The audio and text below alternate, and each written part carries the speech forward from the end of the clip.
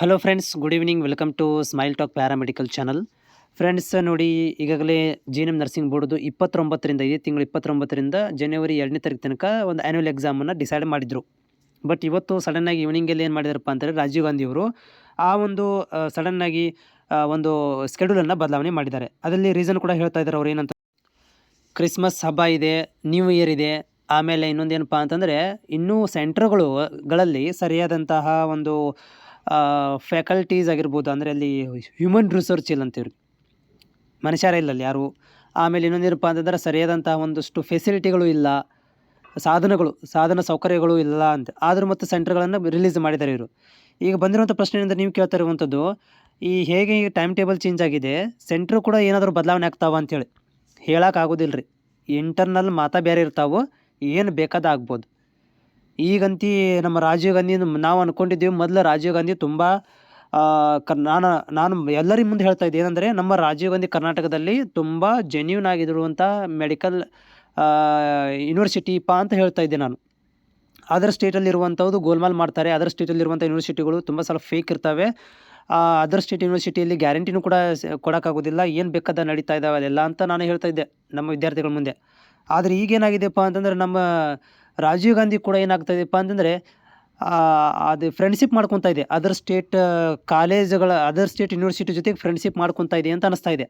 ಒಂದು ಕಳಪೆ ಮಟ್ಟದ ಪ್ರದರ್ಶನ ಆಗಿರ್ಬೋದು, ಕಳಪೆ ಮಟ್ಟದ ಕಾಲೇಜ್ ಮೇಂಟೆನೆನ್ಸ್ ಇರ್ಬೋದು, ಕಳಪೆ ಮಟ್ಟದ ಫ್ಯಾಕಲ್ಟಿದು ಇನ್ಸ್ಟಿಟ್ಯೂಟ್ಗಳು ಇರುವಂಥದ್ದು, ಕಳಪೆ ಮಟ್ಟದ ಕಾಲೇಜ್ಗಳನ್ನು ಅಫಿಲಿಯೇಷನ್ ಮಾಡಿರುವಂಥದ್ದು, ಇವೆಲ್ಲಗಳು ನೋಡ್ತಾ ಇದ್ದರೆ ನಮ್ಮ ರಾಜೀವ್ ಗಾಂಧಿ ಯೂನಿವರ್ಸಿಟಿ ಮೊದಲಿನ ಥರ ಇಲ್ಲ ಈಗ.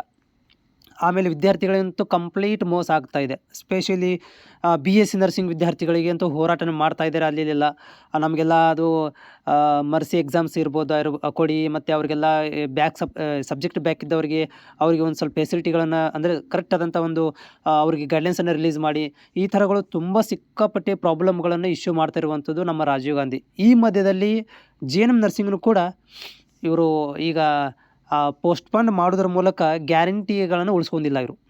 ಗ್ಯಾರಂಟಿ ಹೋಯ್ತು ಇವ್ರದ್ದು. ಈ ಯೂನಿವರ್ಸಿಟಿ ಮ್ಯಾಗಿಂದ ಗ್ಯಾರಂಟಿ ಅನ್ನೋದು ಸ್ವಲ್ಪ ಕಡಿಮೆ ಆಗ್ತಾ ಇದೆ. ಆಮೇಲೆ ಸೆಂಟ್ರ್ಗಳು ನೋಡ್ರಿ ಎಷ್ಟು ಬೇಜಾರು ಬಿಟ್ಟು ಅಂತಂದ್ರೆ, ಇವರು ಸೆಂಟ್ರ್ ಆಲ್ರೆಡಿ ಕೊಟ್ಟಿದ್ದಾರೆ. ಈಗ ನೋಡಿರಿ, ಯಾರಾದರೂ ಒಬ್ಬರು ಇನ್ಸ್ಟಿಟ್ಯೂಟ್ನವರು ಕಾಪಿ ಗೀಪಿ ನಡೆಸೋರಿಗೆ ಈಗ ಅವ್ರಿಗೆ ಗೊತ್ತಾಗ್ಬಿಡ್ತು, ನಮ್ಮ ಸೆಂಟ್ರಲ್ಲಿ ಬಂದಿದ್ದೆಪ್ಪ, ಈ ಸೆಂಟ್ರಿಗೆ ಬಂದರೆ ನಮ್ಗೆ ಅಲ್ಲಿ ಕಾಪಿ ನಡ್ಸೋಕೆ ಕೊಡೋಂಗಿಲ್ಲ ನಮ್ಮ ಹುಡುಗರಿಗೆ. ಈಗ ಬದಲಾವಣೆ ಮಾಡ್ಕೋಬೋದು ಅವರು, ಏನು ಬೇಕಾದ ಮಾಡ್ಬೋದು. ಈಗ ಅವ್ರು ಸೆಂಟ್ರ್ ಯಾರ್ಯಾರಿಗೆ ಈಗ ಕಾಲೇಜು ಸೆಂಟ್ರ್ ಗೊತ್ತಾಗಿದೆ, ಅವ್ರು ಅದನ್ನು ಬದಲಾವಣೆ ಮಾಡ್ಕೊಬಿಡ್ಬೋದು. ಹೋಗಿ ದುಡ್ಡು ಕೊಟ್ಟು ತಮ್ಗೆ ಎಲ್ಲಿ ಬೇಕಲ್ಲಿ ಹಾಕ್ಕೋಬೋದು, ಹೇಳೋಕ್ಕಾಗೋದಿಲ್ಲ. ಕಾಪಿ ನಡ್ಸೋರಿಗೆ ಅದು ಅನುಕೂಲ ಮಾಡಿಕೊಟ್ಟಂಗೆ ಆಯ್ತು. ಇದನ್ನೆಲ್ಲ ಅವ್ರಿಗೆ ಕ್ಲೂ ಮತ್ತು ಅವರಿಗೆಲ್ಲ ಬದಲಾವಣೆ ಮಾಡ್ಕೊಳ್ಳೋಕ್ಕೆ ಚಾನ್ಸ್ ಕೊಟ್ಟಂಗೆ ಆಯಿತು. ಏನು ಬೇಕಾದ ಆಗ್ಬೋದು ರೀ. ಈ ರಾಜೀವ್ ಗಾಂಧಿ ಅಂತೂ ಈಗ ಅಷ್ಟೊಂದು ಪರ್ಫಾರ್ಮೆನ್ಸ್ ಚೆನ್ನಾಗಿಲ್ಲ ಅಂತಂದು. ಆದರೂ ಕೂಡ ಇದನ್ನು ಯಾರು ವಿಡಿಯೋ ನೋಡ್ತಾ ಇದ್ದರೆ, ನಾನು ರಿಕ್ವೆಸ್ಟ್ ಮಾಡ್ಕೊಳ್ಳೋದು ಏನಪ್ಪ ಅಂತಂದ್ರೆ, ನೀವು ಏನು ಬೇಕಾದ ಮಾಡ್ಕೋರಿ, ಆದರೆ ವಿದ್ಯಾರ್ಥಿಗಳ ಹಿತದೃಷ್ಟಿಯಿಂದ ಒಳ್ಳೆ ಒಂದು ಏನಪ್ಪ ಅಂತಂದ್ರೆ ಡಿಸಿಷನ್ ತೊಗೊಂಡು ಮಾಡಿರಿ ಅಂತ ಹೇಳಕ್ಕೆ ಬಯಸ್ತೀನಿ. ಆದ್ರೆ ಎಷ್ಟರ ಮಟ್ಟಿಗೆ ಅದು ವಿದ್ಯಾರ್ಥಿಗಳ ಹಿತದೃಷ್ಟಿಯಿಂದ ಮಾಡ್ತಿರೋ ಗೊತ್ತಿಲ್ಲ ನನಗೆ. ಬಟ್ ನಾನು ನಿಮಗೆ ಪ್ರೂಫ್ ಅಂತ ಸಾಬೀತು ಮಾಡೋಕ್ಕಾಗೋದಿಲ್ಲ. ಆದರೆ ನಾನು ನೋಡ್ತಾ ಇದ್ದೀನಿ, ನಾನೇ ಎಲ್ಲ ಆಗೋದಿಲ್ಲ.